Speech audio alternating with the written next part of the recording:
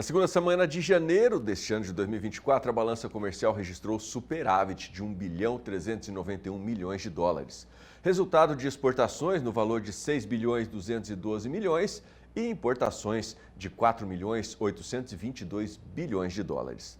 Vamos conferir agora como se saíram os principais produtos do agronegócio. Assunto para o nosso analista de agronegócio, João Pedro Cutidias. Boa tarde, João. Boa tarde a todos vocês. Números vieram mais ou menos dentro do esperado? Te surpreendeu alguma coisa? Não.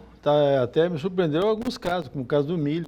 A exportação do milho continuou muito forte. Nesse ritmo, vamos exportar quase 100 milhões de toneladas esse mês. E como é que fica o abastecimento interno? Essa é uma boa pergunta. Bom, vamos falar sobre o milho então. Vamos entrar no assunto, depois vamos lá então. A gente tem umas telas preparadas aí que trazem os números. Então a gente vai seguir a ordem cronológica da coisa aqui que a gente já está acostumado.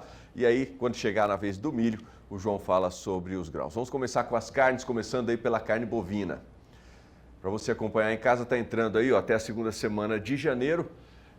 6.964 toneladas na média diária, no acumulado já 86.830 toneladas, uma variação positiva em 32,5%. João.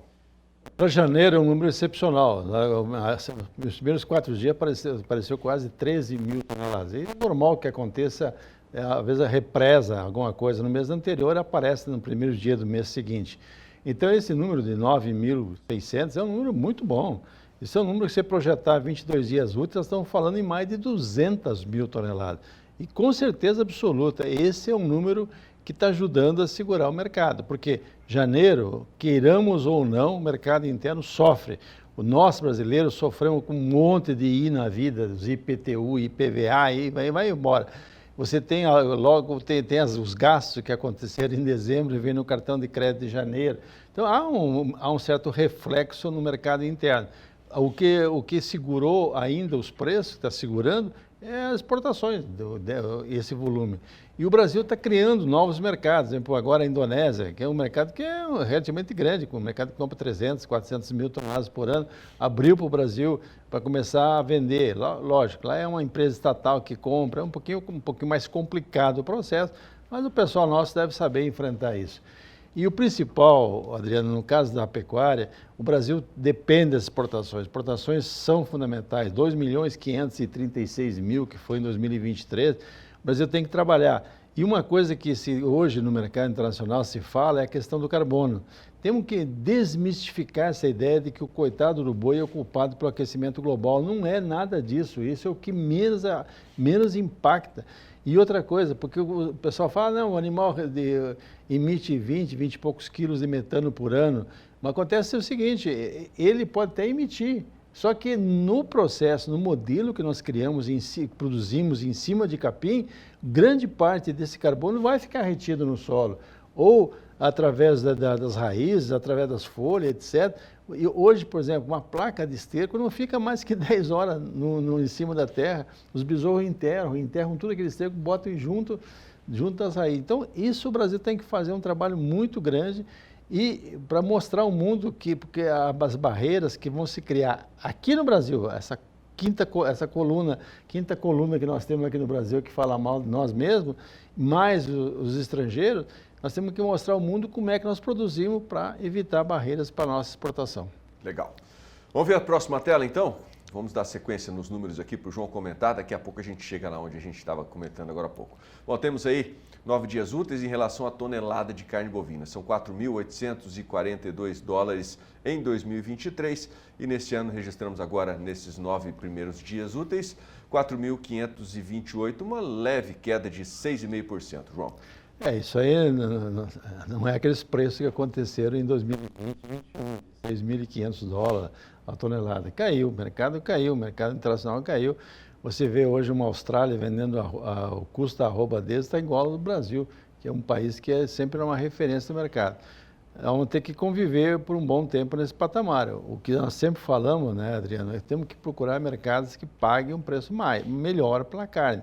Coreia, Japão, Coreia do Sul, Japão, etc., que compram e que nós temos que disputar esse mercado. E fazer um marketing da nossa carne. A nossa carne tem uma das menores pegadas de carbono de quem produz carne bovina no planeta. Legal. Os próximos números são relativos ao suíno, então vamos acompanhar aí em casa. Está entrando na tela já para você ficar por dentro dos números da tela enquanto o João analisa aqui. Bom, suíno nós tivemos aí na média diária 4.120 toneladas e no acumulado 37.150 toneladas, uma variação positiva em 13,6%, João. Essa é uma carne bem disputada no mercado internacional. O Brasil está levando vantagem em questão de sanidade. Nós não temos nenhum caso de peste suína africana no Brasil. E o nosso o grande comprador nosso ainda é a China. A China, apesar de ter voltado com o rebanho praticamente igual que tinha antes da pandemia, o custo de produção deles agora não é tão barato como era no passado. Hoje eles investiram numa suinocultura industrial, investiram muito e houve até um certo diminuição de rebanho agora no último bimestre do ano, em função do custo para manter esse rebanho lá na China. Então o Brasil está aproveitando esses mercados, ou pela questão sanitária, ou pela capacidade que nós temos de ter um produto de qualidade a um preço razoável. Muito bom. Vamos falar do frango agora. Vamos ver como é que foram os números relacionados à avicultura. Está aí, ó. Média diárias de 18.940 toneladas e no acumulado 170 mil, já um pouco mais de 170 mil, variação também positiva em 7,4%. Dá para repetir o que falamos para o suíno, ou seja, questão sanitária, não tem caso de gripe aviária, não tem. Você tem a questão também dos grandes compradores do mercado internacional, é a China e os países árabes. O Brasil tem um bom relacionamento com esses dois, tanto com os chineses como com os países de religião muçulmana. E nós estamos conseguindo crescer, a nossa produção é boa, nossa carne de frango é de qualidade muito boa, nós temos uma altíssima tecnologia, o Brasil tem a top de linha, tudo que tem de mais moderno em genética, em nutrição, manejo, o Brasil faz. Nossos frigoríficos atendem todos os requisitos, agora mesmo tem um grupo grande de frigoríficos que estão sendo avaliados pelos chineses para todas as carnes, mas também para frango também. E o Brasil hoje passa das 5 milhões de toneladas de frango produzida.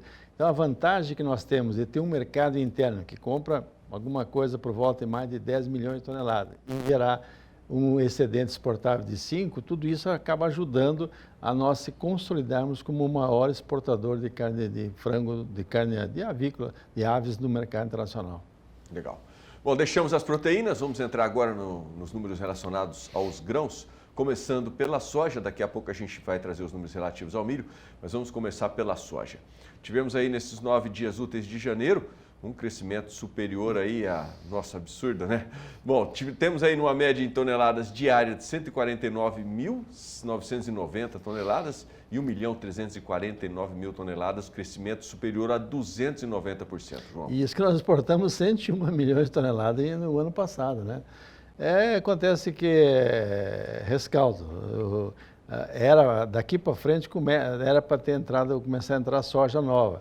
Atrasou esse ano, vai atrasar em função da questão atrasou o plantio, atrasou o plano de produção, mas daqui para frente começa a aparecer já a soja nova, porque a antiga, com certeza absoluta, 101 milhões de toneladas, para uma produção que foi de 155, o Brasil não tinha um estoque tão grande de 40 e tantas milhões para atender o nosso consumo. Já que nós estamos aumentando o consumo e as exportações, né? Porque nós exportamos muito bem esse ano, principalmente o farelo de soja, em função que os argentinos quebraram a safra dele e o Brasil ocupou esse espaço. Então, essa soja que ficou para o mercado interno foi processada e também foi exportada uma boa parte em função do farelo de soja. Bom, eu vou repetir para você a pergunta que eu te fiz em relação ao milho. Vamos ter soja para manter o mercado interno aqui, para abastecer a questão interna? Ou não, a soja. Vamos falar da soja agora. A gente teve uma possível quebra de safra já agora. Os números serão outros daqui para frente, acredito eu, mas eu acredito também que a demanda de exportação continuará forte. Esse ano vão ter uma concorrência forte dos argentinos, né? Os argentinos perderam muita soja em 2023, que é a função da seca que estiveram lá no território deles, e da questão política, das barberagens da esquerda argentina que fez, com tabelamento, com reintegro, um monte de coisa, de dólar, uma série de problemas. Esse ano eles devem vir para o mercado com alguma safra próxima que eles produzem normalmente, que é ao redor de 48 a 50 milhões de toneladas. Para quem produziu 20 e poucos milhões, há uma diferença significativa. aqui no Brasil, os estados do sul do Brasil recuperam a produção. O Paraná está sofrendo um pouco em alguma região aqui no oeste, divisa com o Mato Grosso do Sul, uma regra geral, acho que o Paraná ainda consegue ter uma safra boa. O Rio Grande do Sul também, porque o Rio Grande do Sul sofreu muito na safra 2022 e 2023. Então, mesmo assim, o Brasil fecha, tem números que são bastante conflitantes. A Conab fala em 150 milhões, ou algumas consultorias 143, outras já estão chegando já em 140 milhões, em função da questão de que essa primeira soja está sendo colhida, a média está sendo muito baixa. Algumas regiões colhendo, que costumavam colher 55, 60 sacos por hectare, estão colhendo 30, 32 sacos por hectare, em função do clima que não foi um desastre, né? Nos meses de setembro, outubro, calor, falta de chuva, E outra coisa, a área plantada também, a hora que for mensurar realmente o que... Não é aquele número que se falava, de 45 milhões e 200, não vai, porque muitas áreas, algumas regiões, o pessoal estava tão ruim a soja que gradeou, plantou algodão, plantou outras culturas para aproveitar o espaço. Mas é pouco provável que a gente... não passa das 140. Vou exportar 101 milhões, certeza absoluta que não vai ser exportado. Legal. Então vamos para a nossa última tela. Agora vamos trazer finalmente os números do milho, para que o João dê sequência aí no que a gente começou a conversar nesse bate-papo aqui. Temos aí os números do milho. E você dizia, né, João, ter esse número expressivo dessa exportação, e eu te fiz a pergunta: vamos ter milho para abastecer internamente o Brasil? Olha, o preço médio que está aparecendo nessa exportação agora em janeiro, free on board, em cima do navio, é $233 a tonelada. Isso representa um milho de 80, 75 em cima do navio. Mato Grosso, hoje se fala em 1.050. Aqui no estado de Mato Grosso do Sul, já perto de R$60. Ou seja, daqui a uns dias, possivelmente vai acontecer que alguns contratos de exportação, possibilidade, não tenho nenhum número exato, mas que a trade vai achar melhor colocar no mercado interno do que exportar. Fazer uma operação que, no jargão de bolsa, fala assim, wash out, ou seja, paga a diferença e coloca no mercado interno. Porque o frete está muito caro. Aqui em Mato Grosso do Sul, por exemplo, nós estamos exportando soja até pelo Porto Rio Grande, lá no Rio Grande do Sul. Isso custa R$27, R$28 por saca, só o transporte rodoviário. Aí você imagina isso aí. No caso do milho, aonde que tem milho? Mato Grosso. Mato Grosso hoje você fala em milho próximo a R$50 já em algumas regiões do Mato Grosso. Então, a 50, para você colocar, mesmo que você, vou transportar por Baracás, mas você tem que chegar de caminhão até o terminal hidroviário, tem que levar na Baracás, tem que levar para o porto. Toda essa situação, nesse patamar ainda mais que caiu agora no mercado internacional, vai complicar. Possivelmente, daqui para frente, deve diminuir, refrear as exportações de milho, já que o mercado interno vai pagar melhor do que a exportação.